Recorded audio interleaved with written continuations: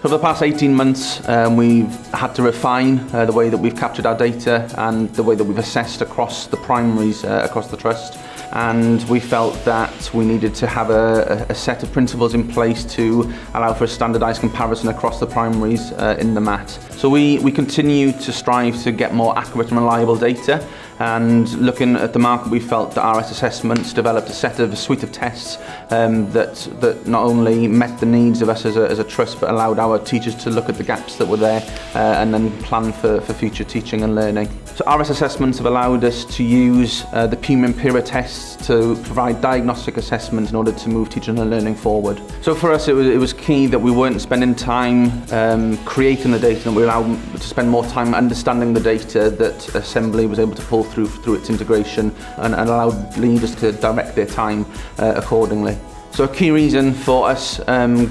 approaching Assembly as well as RS Assessments is because of their relationship, and it allowed us to know and have some degree of confidence that was already an established partnership that we could buy into. The partnership between RS Assessment and Assembly